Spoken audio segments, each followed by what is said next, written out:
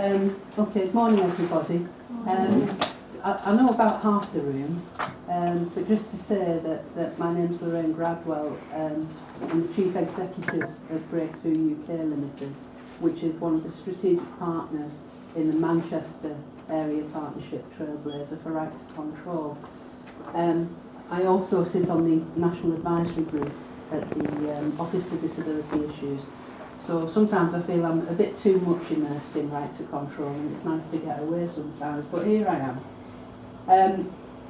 And what we're going to talk about is how we can both encourage and facilitate people to do their own support planning, and maybe also encourage and facilitate those around them to enable that to happen and to empower people for that to happen. And so the first thing we need to think about is what's it all about? If I can have the next slide, please. Okay. Being able to do your own support plan, to me, is about being independent. And I think it's worthwhile thinking about what does that mean? What does being independent mean? And it doesn't mean that you do absolutely everything for yourself. Nobody does that, nobody at all. It does mean that you're in charge of what happens in your life. It means autonomy. And facilitating people to do their own support planning is about developing and supporting that autonomy. But it's also about building capacity. It's also about making sure that people have the skills, the knowledge, the confidence to be determining what they want to do with their own lives and how that's done. For the processes, it's about improvement and it's about simplification.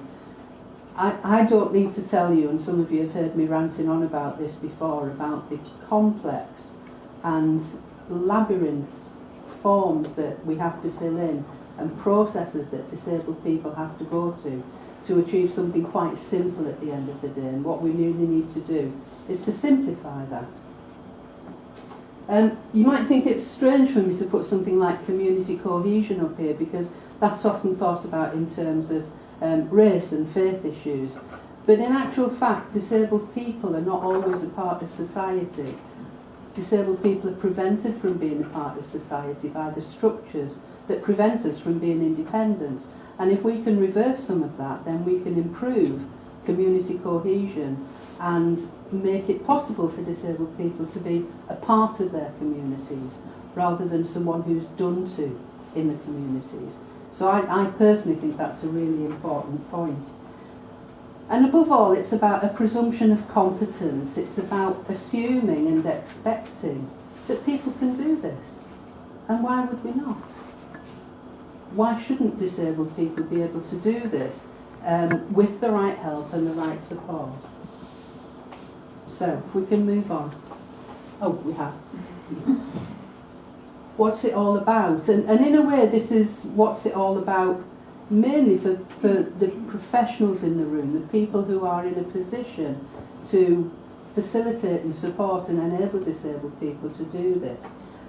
And if there's one thing I think we've all learnt in terms of the Trailblazers, it's about changing practice, it's about working differently, it's about working collaboratively and getting away from the old hierarchies and the positions of power. It's about relinquishing that power. It's first of all about recognising the power that professionals have over disabled people's lives, that probably goes unnoticed because it's always been there.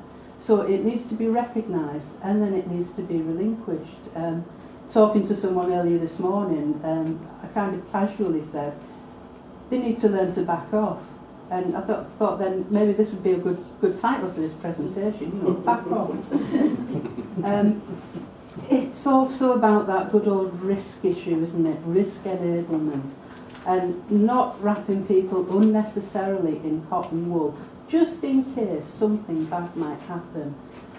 We all have risks in our lives, no matter who we are, no matter how cosseted we are. And it's through risks that people learn, and learn to be safe, and learn to make the judgments that mitigate those risks.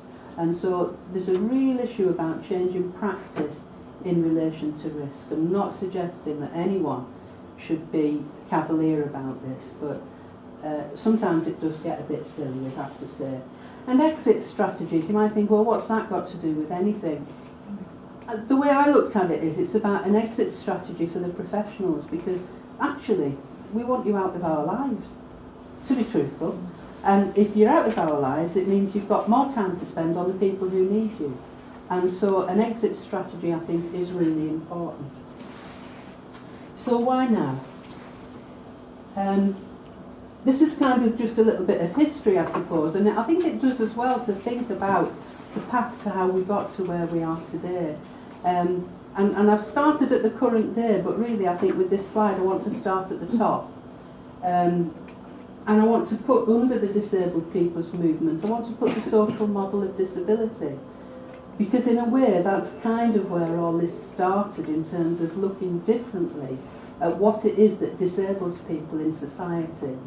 And a classic example is public transport. I came here on the tram this morning. I came here by public transport, absolutely no problem. 15 years ago I couldn't do that, and it's not me that's different, it's the transport system. And that's a very simple explanation of the social model in practice, removing the barriers that prevent our participation in society. And that's kind of the foundation for the disabled people's movement in this country.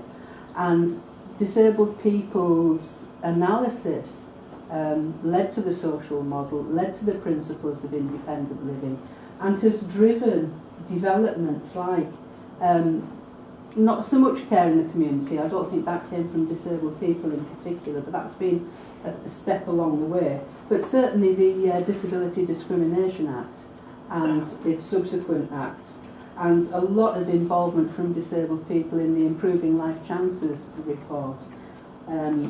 Personalisation, I've put it at a certain point, but it's a thread that runs through everything.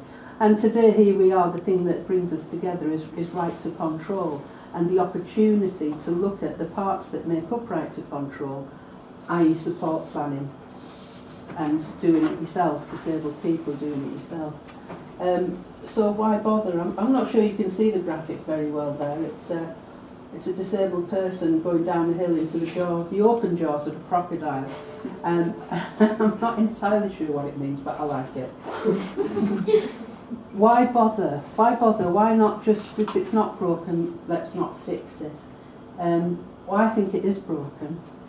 I think we need to bother in order to promote independence. And the other side of that, to reduce dependence that people have on you because of the systems and the processes that have created that. To develop capacity and build communities. To enhance the autonomy of the individual. And to limit professional intrusion in our lives. Well, I've spoken about that. We need to bother because it isn't working. The systems are overstretched, people are not getting what they need, the processes take too long, it's very complicated. What we're talking about will simplify everyone's life, our disabled people's lives, professionals' lives, our families' lives, everyone.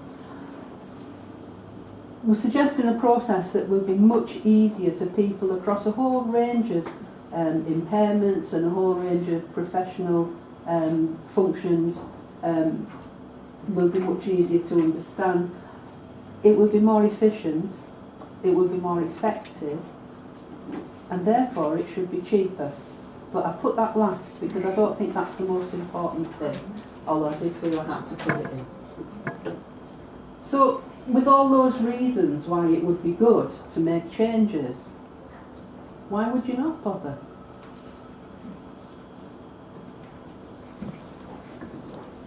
Do you feel that it's really difficult and you haven't got the support?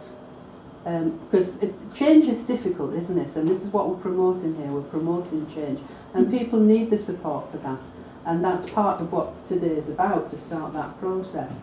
Is there a lack of knowledge and understanding? Sometimes it's quite difficult, and I've been told it's one of the most powerful things that someone like a chief executive can say is, actually, I don't know. You know, and to have people explore that with you and look at it. And if you don't know, then we need to find out what it is you don't know I'm starting to sound like an American president, so I'll move on. Is it about a fear of change? Nobody likes change, good or bad, we know that, it's classic, nobody likes change. But we are being asked to embrace change, all of us, and that can be unsettling. Is it about fear for your job? You know, if all these people are doing their own support plans, what are you going to do?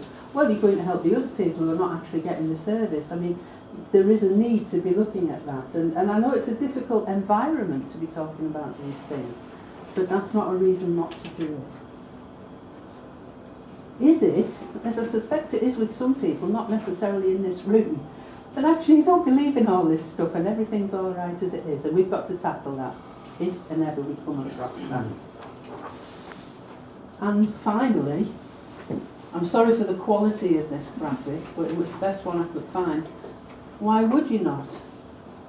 And there's a quote from Charles Darwin, his adapt or perish, but I quite like the little graphic because it takes us into a wheelchair user. And it is about adapting, that's the message for this. So hopefully we'll be able to find a way today that helps us to move along this continuum. Thank you.